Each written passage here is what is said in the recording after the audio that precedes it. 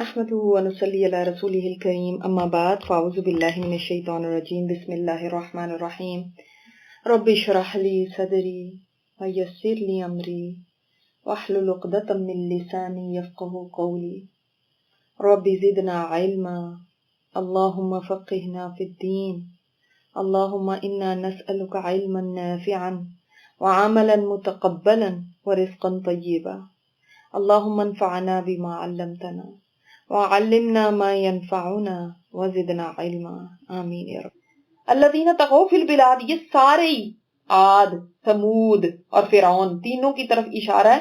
یہ الذین طغوا فی البلاد، ان کا جرم کیا تھا؟ طغوا، حد سے بڑھ گئے تھے، لمٹس کراس کر لی تھی۔ اور ایک ہوتا ہے نا صرف لمٹ کراس کرنا، ایک ہے اتنی دیدہ دلیری دکھانا، اس کے بعد کہ ہنسنا بھی اور ڈیٹ بھی ہونا اور کوئی پریشانی نہیں، کوئی پشیمانی نہیں۔ جیسے آپ دیکھ لیں سمود نے وہ اونٹنی کی کونچے کاٹ دی، اس کو ہلاک کر دیا، اس کے بعد ان کو کوئی فرق نہیں پڑا، کوئی ذرا سا بھی ریگریٹ نہیں۔ تو یعنی میں کیا ہوتا ہے؟ حد سے بڑھ جانا، اور اللہ تعالیٰ کو جیسے چیلنج کر رہے ہیں نا، جیسے اس کے مقابلے میں آ گئے ہیں، طاغی ہوتا ہے۔ پھر وہ اللہ کے قوانین کو توڑتا ہے اور دیدہ دلیری سے توڑتا ہے، اس کو کوئی فکر نہیں ہوتی۔ طغوا فی البلاد، ان سب نے طغیانی کی، یعنی سرکشی کی، حدیں کراس کی، اللہ کو للکارا ملکوں میں۔ اللہ اکبر، استغفر اللہ۔ پھر فا آیا ایز اے ریزلٹ۔ فا جب آتا ہے نا تو نتیجہ اس کا یہ کیا ہوا، کانسیکوینس کیا ہوا اس کا۔ جب انہوں نے سرکشی کی، انسان سوچتا ہے سرکشی وہ اللہ کے خلاف کر رہا ہے، کچھ اللہ کا نعوذ باللہ کو نقصان کر رہا ہے، نہیں۔ جب انسان اللہ کے حکموں کو توڑتا ہے نا تو وہ اتنا بے وقوف ہے، وہ سمجھتا ہے کہ میں نے بہت مارکا مار لیا، میری بڑی بہادری ہے، دیکھو میں نے اللہ کے حکم کو توڑا اور مجھے پرواہ نہیں ہے۔ حالانکہ فَأَكْثَرُوا فِيهَا الْفَسَادَ، پھر کثرت سے کیا اس میں فساد۔ جب وہ طغیانی کرتا ہے تو فساد پھیل جاتا ہے، زمین پہ فساد پھیل جاتا ہے، امن و امان ختم ہو جاتا ہے، چین ختم ہو جاتا ہے، لوگوں کو انصاف نہیں ملتا، تو فساد پھیلتا ہے۔ تو طغیانی کر کے فساد ضرور آتا ہے۔ جب اللہ کے حکم لوگ توڑتے ہیں تو زمین میں فساد پھیلتا ہے۔ اور آپ پھر کوئی بھی اللہ کا حکم دیکھ لیں، مثال کے طور پہ آج بے پردگی کا کتنا سیلاب آیا ہوا ہے، بے حیائی کا کتنا سیلاب آیا ہوا ہے۔ جب بے حیائی پھیلی، لوگوں ڈھیٹ ہو کے دیدہ دلیری کے ساتھ بے حیائی کے کام کرتے ہیں، بے حیائی کی چیزیں دیکھتے ہیں، بے حیائی کی چیزیں سنتے ہیں، بے حیا لباس میں گھومتے ہیں، پھر اس کے بعد وہ سوچتے ہیں کہ کچھ نہیں ہوتا، ہمیں کوئی فرق نہیں پڑے گا، دلیر ہوئے پڑے ہیں۔ پھر کیا ہوتا ہے؟ فساد ہوا کہ نہیں ہوا؟ چھوٹی چھوٹی بچیاں ریپ ہو رہی ہیں، عورتوں کی عزتیں کہیں محفوظ نہیں ہیں، اور تو اور حد یہ ہو گئی کہ یعنی جانوروں کے ساتھ برے عمل کرنے لگے لوگ۔ ایک چین اور امن ختم ہوا نا، کوئی عورت اکیلی کہیں نہیں جا سکتی، ڈرتی ہے اس چیز کے اوپر۔ جب بھی اللہ کے حکم ٹوٹیں گے نا، اور پوری سوسائٹی جب اس چیز کے اندر انوالو ہوگی تو فساد پھیلے گا۔ آپ اس کو ہر جگہ پہ رکھ کے دیکھیں، جہاں جہاں اللہ تعالیٰ کی شریعت میں آیا تو قصاص اللہ نے رکھا ہے، جان کے بدلے جان۔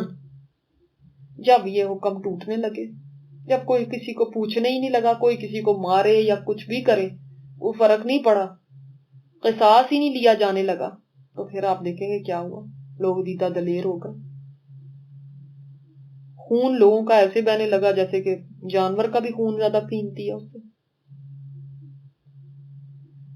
تو فَصَبَّ عَلَيْهِمْ رَبُّكَ سَوْطَ عَذَابٍ، پھر کیا ہوا، اس کا ریزلٹ کیا ہوا جب فساد پھیلا؟ فَصَبَّ، صبا کے اندر ہے انڈیل دینا، انڈیلا جب، اور پانی کے لیے ہمیشہ زیادہ تر آتا ہے، یہاں پہ عذاب کے لیے آیا کیونکہ عذاب کو بھی ایسے بتایا گیا جیسے انڈیل دیا گیا۔ جب چیز انڈیلی جاتی تو کیا ہوتا ہے؟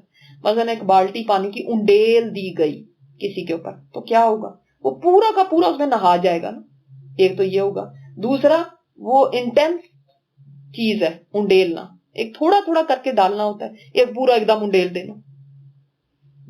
تیسری چیز اس میں تیزی ہوگی، تو اب یہی سوچیں چیز عذاب کے لیے، فصب علیہم، اللہ نے انڈیل دیا ان پر، کوئی پانی نہیں، ربو کا، تیرے رب نے، صوت عذاب، کوڑا عذاب کا کوڑا ان کے اوپر انڈیل دیا، یعنی وہ بچ نہیں سکے اس سے۔ میرے ان کا حال کیا ہوا ہوگا جب صوت عذاب انڈیلا گیا۔ اور یہ تو دنیا کا ایک کوڑا ہے، آخرت میں تو ابھی اور بہت کچھ ہے۔ اور یہ صوت جو ہے نا، صوت کوڑا، یہ ایک بہت ہی تکلیف دہ یعنی سزا ہوتی ہے، کیونکہ یہ سکن کو ادھیڑ دیتا ہے، کوڑا جو ہوتا ہے۔ عذاب کا کوڑا بیان کر کے یہ بتایا گیا کہ انتہائی دردناک عذاب آیا ان کے اوپر۔ استغفر اللہ۔ اور فرمایا، یہ نہیں فرمایا اللہ نے ان کے اوپر صوت عذاب بھیجا، انڈیلا، ربو کا کہہ کے، اور آگے بھی آ رہا ہے ان ربک لبالمرصاد۔ جب اللہ تعالیٰ فرماتے نا ربو کا تو اس کا مطلب کیا ہے؟ آپ صلی اللہ علیہ وسلم کو کہا جا رہا ہے نا آپ کا رب، یعنی اللہ تعالیٰ بتا رہا ہے کہ میں آپ کے ساتھ ہوں، آپ کیوں فکر کرتے ہیں؟ اللہ تعالیٰ نے آپ صلی اللہ علیہ وسلم کے یعنی کوئی قریب ہونے کو بیان یعنی کیا کہ اللہ آپ کی سائیڈ پہ ہے، آپ کا رب ہے۔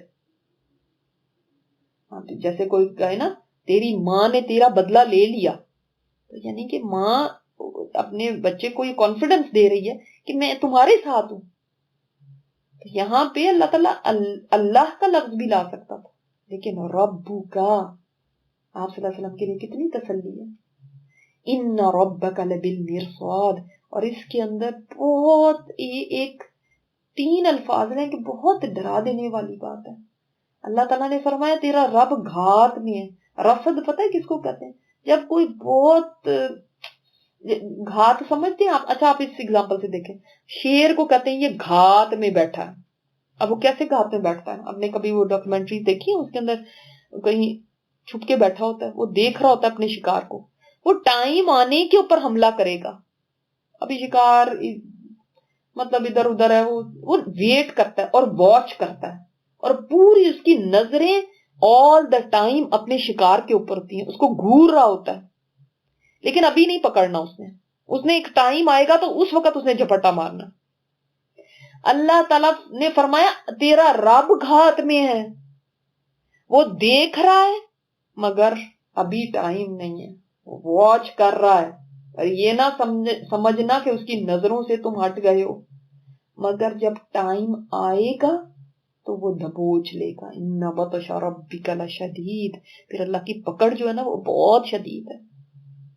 تو انسان کبھی بھی بے فکر نہیں ہو سکتا، نہ ڈر نہیں ہو سکتا کہ اچھا ابھی کچھ بھی نہیں ہوا تو شاید کچھ ہوگا ہی نہیں، ابھی کسی نے نہیں مجھے پکڑا تو شاید پتہ ہی نہیں چلا۔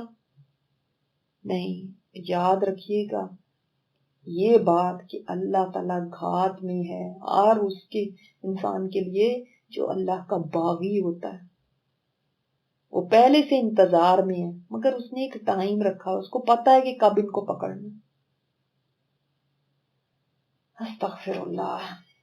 آگے اللہ تعالیٰ نے بتائی وجہ کہ کیوں انسان طغیانی میں پڑتا ہے۔ اب آپ کو طغیانی کا لفظ کا مطلب پتہ چل گیا نا، انسان اللہ کے نافرمانی کرتا ہے، لمٹس کراس کرتا ہے۔ اللہ نے ایک لمٹس دی ہیں، اس کے اندر نہ اندر رہو، اسے باہر نہ نکلنا، بس اس دائرے کے اندر رہنا، یہی تمہارے لیے سیفٹی ہے۔ اس سے باہر نکلو گے تو اپنا نقصان کرو گے۔ اب وہ جب انسان دائرے سے نکلتا ہے، لمٹس کراس کرتا ہے، توڑتا ہے اللہ کی حکموں کو اور دلیری سے توڑتا ہے، تو یہ بتایا گیا آگے کہ یہ ایسے ہی نہیں ہو جاتا کسی معاشرے میں، کسی سوسائٹی میں ایسے ہی نہیں ہوتا۔ یہ پہلے انڈیویجول سے شروع ہوتا ہے، افراد پہلے کچھ غلطیاں کرتے ہیں تو پھر ظاہر ہے ہر فرد سے ہی پھر معاشرہ بنتا ہے نا۔ تو جب فرد کرپٹ ہوتا ہے تو پھر اس طرح کی حالات ہوتے ہیں کہ طغیانی آتی ہے۔ ابھی بڑی نیچرل سی بات ہے، آپ دیکھیے گا، اور کوئی ایسی بات نہیں کہ جو آپ کو مشکل ہو سمجھنی، آپ اس کی ایگزامپلز بہت دیکھیں گے۔ فَأَمَّا الْإِنسان، فَأَمَّا تو رہا یعنی اب رہا معاملہ انسان کا، فا بتا رہا ہے کہ پچھلی بات کی کنٹینویشن ہے، پچھلی بات سے کنیکشن ہے، الگ بات نہیں ہو رہی. فَأَمَّا الْإِنسان، تو رہا انسان، اِذَا مَبْتَلَاهُ، جب ماں حیرت کے لیے، انسان کا معاملہ یہ ہے کہ جب ابتلاہ، اس کو ابتلا میں ڈالتا ہے. ابتلا کیا چیز ہوتی ہے؟ امتحان کے لیے تو آتا ہے، لیکن کیسا امتحان؟ امتحان کے لیے تو امتحانہ کا بھی لفظ ہے، یعنی عربی کے اندر یہ لفظ بھی ہے. اللہ تعالیٰ نے وہ لفظ نہیں استعمال کیا، فرمائے ابتلا، جب ابتلا میں ڈالتا ہے. پہلے لفظ پڑھا ہے آپ نے، آپ کو پتا ہے نا، پہلے پارے میں آیا تھا وَإِذِ ابْتَلَىٰ إِبْرَاهِيمَ، ابراہیم کو ابتلا میں ڈالا، یعنی امتحان میں. اور یہ امتحان کوئی معمولی امتحان نہیں ہوتا، ابتلا وہ امتحان ہے جو بہت سخت امتحان ہو، بہت ٹف ہو. جیسے ابراہیم علیہ السلام کے اوپر کتنے ٹف امتحان آئے. تو اللہ تعالیٰ نے فرمایا جب انسان کو سخت امتحان میں اس کا رب ڈالتا ہے تو کیا کرتا ہے؟ کس طرح سے سخت امتحان میں ڈالتا ہے؟ آپ کا کیا خیال ہے؟ ہم سوچیں، میرا خیال بیماریاں بھیج کے، شاید جاب چلی جاتی ہوگی، شاید جو وہ نقصان ہو جاتا ہوا کاروبار میں، یہ ہوں گے امتحان؟ نہیں، اللہ تعالیٰ نے فرمایا جب اس کو ٹف امتحان میں ڈالتا ہے نا تو کیا کرتا ہے؟ فَأَكْرَمَهُ، تو اس کو عزت دیتا ہے. جی ہاں، عزت کا مل جانا یہ ایک امتحان ہے. اور یہاں پہ اکرامہ عزت دیتا ہے اس کو، اس سے مطلب یہ نہیں کہ وہ خود بس اپنے آپ کو عزت والا سمجھ رہا ہے، نہیں، لوگوں میں، کمیونٹی میں اس کی تعریفیں کی جاتی ہیں، ہر کوئی اس کو اچھا انسان سمجھتا ہے. جیسے کچھ لوگ ہوتے ہیں ان کی بڑی عزت ہوتی ہے. وَنَعَمَهُ، اور نعمت دیتا ہے اس کو. نعمت کا ملنا بھی امتحان ہے اور ٹف امتحان ہے. یہ کبھی سوچا آپ نے؟ ہم تو نہیں یہ سوچتے، ہم تو انعام سمجھتے ہیں اس کو. جب ہماری عزت ہونے لگے، لوگ ہمیں پوچھتے ہیں، لوگ ہمیں جاننے لگتے ہیں، ہر جہاں جاتے ہیں ہم، لوگ ہماری بڑی تعریفیں کرتے ہیں، تو ہم تو اس کو بڑا انعام سمجھتے ہیں. ہم تو کیا سمجھنے لگتے ہیں؟ ہاں بس اللہ میرے سے خوشی ہوگا نا جو مجھے اتنا کچھ دیا ہے. ہاں بس ضرور میرا کوئی مقام ہی ہوگا اللہ کے پاس. دیکھو سارے میری تعریفیں کر رہے ہیں. اور نعمتیں، میرے پاس تو اتنی نعمتیں ہیں. اور نعمہ ہے، انعمہ نہیں ہے، نعمہ میں بھی مبالغہ ہے. آئین کے اوپر جو تشدید ہے نا، یعنی نعمتیں اتنی کہ انسان نعمتوں کا احساس ہی کھو دے، کبھی شکر گزاری ہی نہ آئے. ایک دو نہیں، ہر طرف سے نعمتوں میں گھرا ہوا ہے. یعنی لگژوریس لائف گزار رہا ہے، ایزی لائف گزار رہا ہے، مزے ہیں اس کے. اور پھر وہ کیا کہتا ہے؟ فَيَقُولُ رَبِّي أَكْرَمَنِ، اس کا حال پھر کیا ہوتا ہے؟ فا جو ہو رہا ہے نا، وہ ایز اے ریزلٹ، نتیجتاً، پھر جب اللہ نے اس کو آزمانا چاہا تو اس کو اکرام بھی دیا اور نعمت بھی دی. تو اس نے کیا کیا؟ اس کے نتیجے میں اس کا کیا تھا؟ کہنے لگا ربی اکرمن، میرا رب نے مجھے اکرام دیا. اب آپ سوچیں گے یہ تو بڑی اچھی بات کر رہا ہے. ایک تو سب سے پہلی بات کہ وہ یہ نہیں کہہ رہا مجھے کسی اور نے دیا، مجھے رب نے دیا. تو اچھی بات ہے، اس میں بری بات کیا ہے؟ لیکن اگر آپ دیکھیں ربی، پہلے کہتا ربی، اس کے اندر تکبر کی بات ہے. میرے رب نے مجھے اکرام دیا، یہ کہتے ہیں نا مجھے یہ مقام دیا ہے، یعنی کسی اور کو نہیں دیا، میرے لیے یہ مقام ہے. اس نے دیا تو اسی نے ہے، لیکن دیکھو نا ان سب کے اندر مجھے اس نے اس قابل سمجھا ہے نا، مجھے اتنی عزت دی ہے نا. اور نعمتوں کا تو ذکر ہی بھول گیا، صرف اکرام کا ہی ذکر یاد رہا. اور پھر اچھا پہلے دوسری بھی آیت پڑھ لیتے ہیں، پھر زیادہ سمجھ آئے گی آپ کو. وَأَمَّا، اور جب رہا یعنی وہ انسان کا معاملہ، اذا جب مبتلاہ آزماتا ہے اس کو. اچھا آپ دیکھیے گا یہاں پہ اذا آیا، ان نہیں آیا. اگر میں اور اذا میں فرق ہے. میں آپ کو اگر کہتی ہوں اگر آپ گھر جائیں گی تو پھر مجھے کال کرنا، تو آپ پریشان ہو جائیں گی کہ کیا مطلب ہے آپ کا. یہ بھی ہو سکتا ہے کہ میں گھر نہ پہنچوں. ہم کیا کہتے ہیں؟ جب آپ گھر جائیں گی تو مجھے کال کریے گا. جب اس میں سرٹینٹی ہوتی ہے کہ آپ جائیں گی تو صحیح، لیکن ابھی نہیں تو تھوڑی دیر بعد، 1 گھنٹے بعد، نہیں تو 2 گھنٹے بعد، لیکن جب بھی آپ گئیں. لیکن اگر کے اندر کیا ہوتا ہے، ہو بھی سکتا ہے اور نہیں بھی ہو سکتا. آپ تو برا مان جائیں گے اگر آپ کو کہیں اگر آپ گھر پہنچ گئی تو کیا مطلب ہے تمہارا میرے ساتھ بیچ میں کوئی حادثہ پیش آ جائے گا. اگر میں یقینی بات نہیں ہوتی، سرٹینٹی نہیں ہوتی. اب یہاں پہ دیکھیں اللہ تعالیٰ نے کیا لفظ استعمال کی. یہ نہیں فرمایا اگر اللہ اس کو آزمائے، کیا فرمایا اذا. اذا میں کیا بات آتی ہے؟ اللہ اکبر سبحان اللہ. ایک ورڈ دیکھیں آپ کو بتا رہا ہے سٹوری پوری. اذا میں کیا آیا؟ جب اللہ تمہیں آزمائے. کہ نہیں آزمائے گا تو صحیح، لیکن جیسے میں نے آپ کو ابھی اگزامپل دی، 1 گھنٹے بعد پہنچو گی، 2 گھنٹے بعد پہنچو گی، پہنچنا تو ہے گھر جب بھی پہنچو گی. یعنی یہ تو it's just a matter of time کہ کب اللہ تمہیں آزماتا ہے. اور الانسان کہا، انسان، اور انسان میں سبھی انسان ہے. یہ نہیں ہے کہ کوئی عورت ہے یا مرد ہے یا بوڑھا ہے یا جوان ہے یا نیک ہے یا بد ہے. ہر انسان کو اللہ آزماتا ہے. مگر یہ ہے کہ کسی کو ابھی آزما رہا ہے، کسی کو کسی وقت آزما رہا ہے، کسی کو مگر آزمائش آنی ضرور ہے سب پر. کسی کو اس طریقے سے آزماتا ہے، کسی کو دوسرے طریقے سے آزماتا ہے. کبھی اس طرح سے زندگی میں آزماتا ہے، کبھی کسی اور طرح کے حالات سے آزماتا ہے. اور وہ دوسری طرح کے حالات کیا ہیں؟ اذا مبتلاہ، جب وہ آزماتا ہے اس کو، فقدر علیہ رزقہ، پھر تنگ کر دیتا ہے اس پر اس کا رزق. اس کا رزق قدر کا معنی آیا.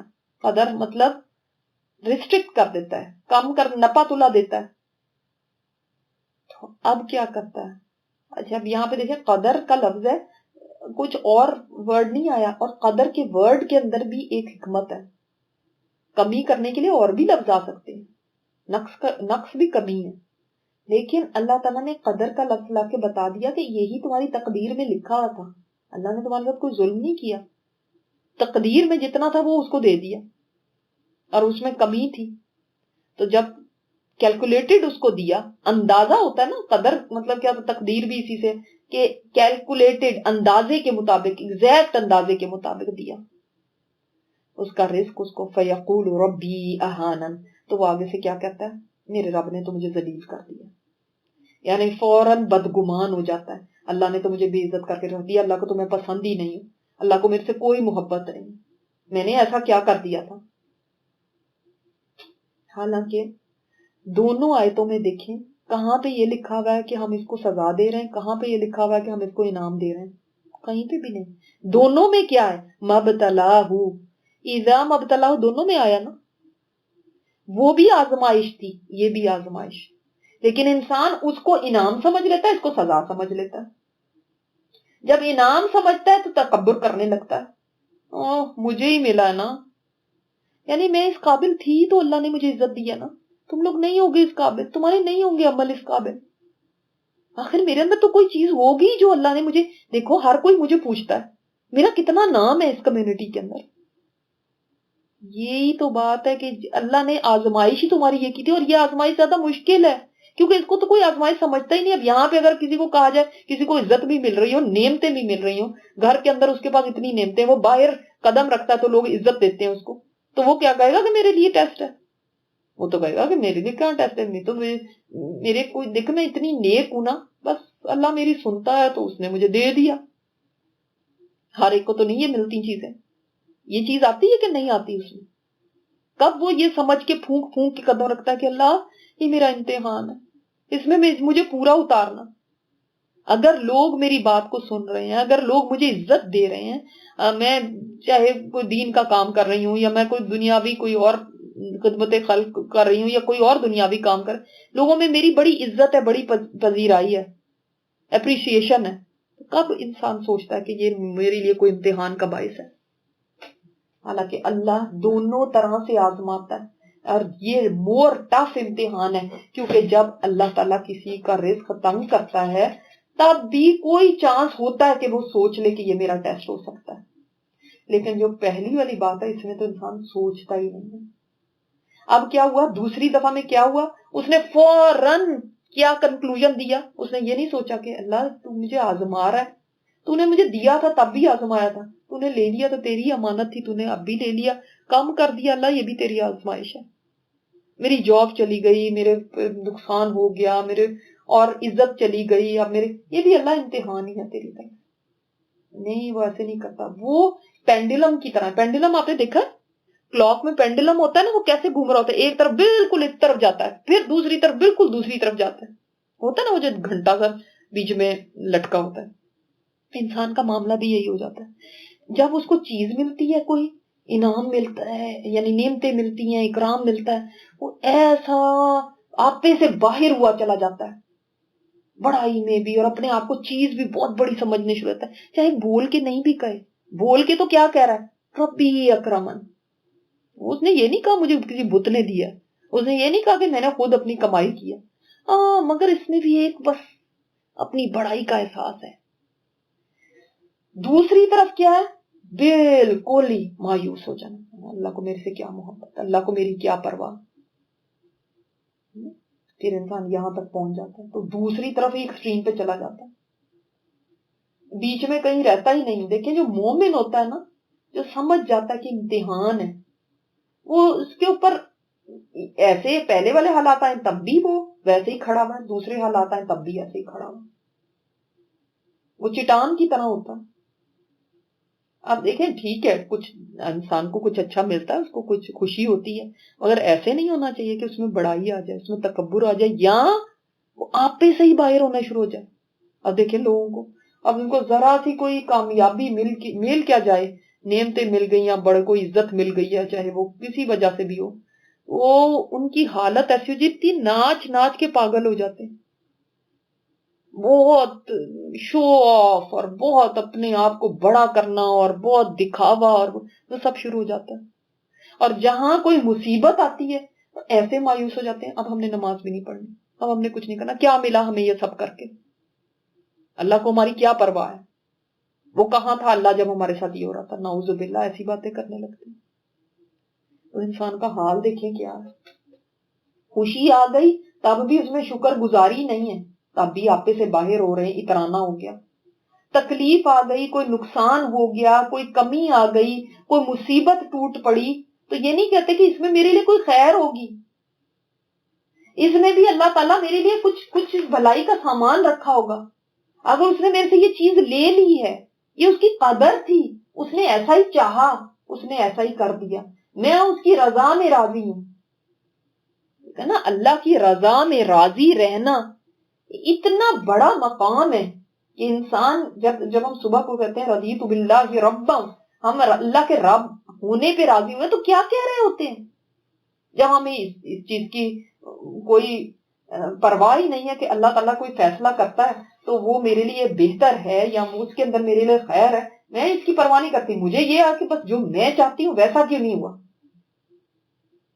اللہ تعالیٰ پیچھے بھی قرآن میں کئی جگہ ہے نا کہ اللہ تعالیٰ انسان کو اپنی رحمت کا مزہ چکھاتے ہیں تو وہ اترانے لگتا ہے, فخورا ہو جاتا ہے, اور جب کوئی برائی آتی ہے تو وہ بھول ہی جاتا ہے کہ اس کو کبھی نعمت بھی اللہ نے دی تھی. وہ انسان پھر آپ صلی اللہ علیہ وسلم نے فرمایا کہ اس کو ایمان کی مٹھاس مل جاتی ہے, پھر جو اللہ کے رب ہونے پہ راضی ہوا, آپ کے رسول ہونے پہ راضی ہوا, اسلام کے دین ہونے پہ راضی ہوا, اس کو ایمان کی مٹھاس مل گئی. اور یہ آسان بات نہیں ہے, یہ بولنا آسان ہے کہ 3 دفعہ صبح میں پڑھ لیا, 3 دفعہ شام میں پڑھ لیا, آپ کے راضی ہوتے ہیں پھر,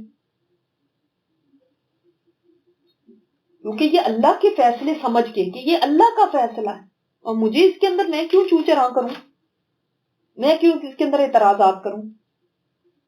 مگر انسان اتنا تھوڑ دلا ہوتا ہے, وہ شکایتیں لے کر بیٹھ جاتا ہے, وہ گلے شکوے کرتا ہے, اور اس کے بعد کیا ہوتا ہے نیکسٹ سٹیپ, طغیانی.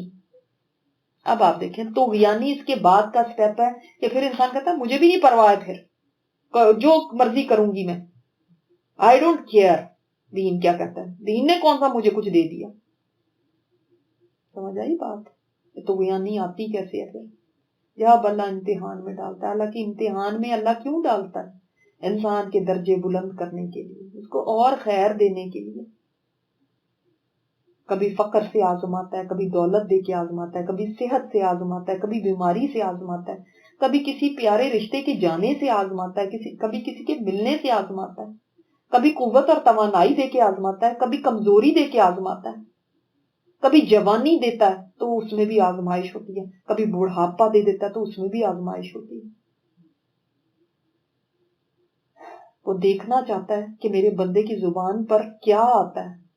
ربی اکرمن یا ربی یہانن، یا اللہ تیرے ہر فیصلے میں خیر ہے، اللہ میں تیری ہر رضا میں راضی ہوں.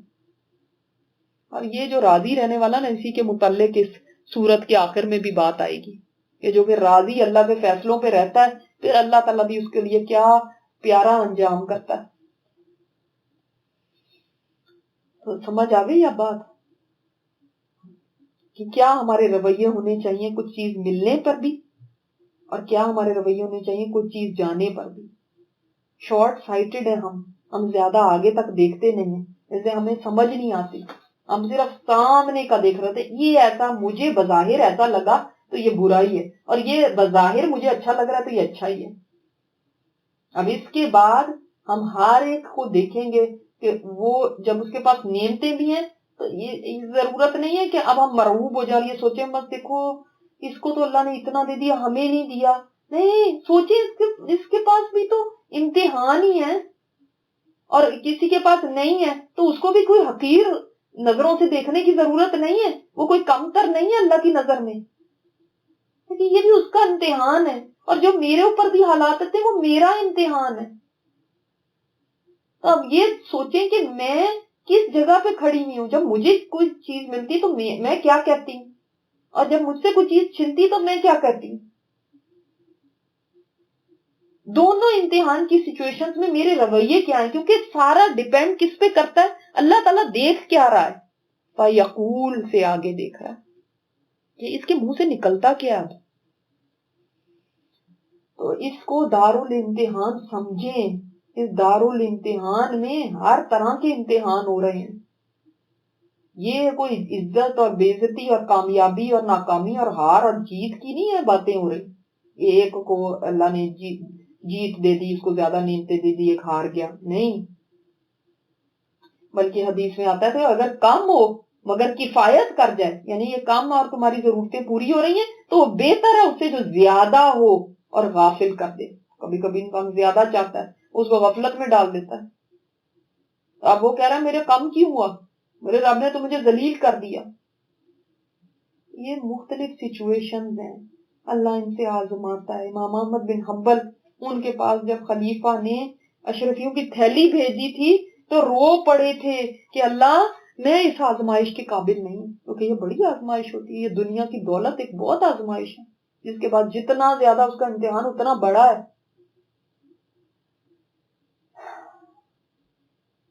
آپ دیکھیں الحمدللہ ہم نے اب یہ مکمل قرآن پاک کرنے کے لیے جا رہے ہیں، یہ بھی ایک نعمت ہے. اب اس کے بعد ہمارا ری ایکشن کیا ہوتا ہے؟ تکبر آ جاتا ہے، میں تو بہت پڑھ لیا، میں تو بہت بڑی چیز بن گئی، مجھے تو سب سے زیادہ آتا ہے. لوگوں کو ٹکا ٹکا کے باتیں سنانا، بات بات پہ فتوے دے دینا، اور تم ایسے، تم کیوں ایسے، تم فلاں ایسے، تم یہ کیوں ایسے کر رہی ہو. لوگوں کو لک ڈاؤن کرنا. کیا یہ ہوتا ہے؟ یا شکر گزاری اور عاجزی ہوتی ہے؟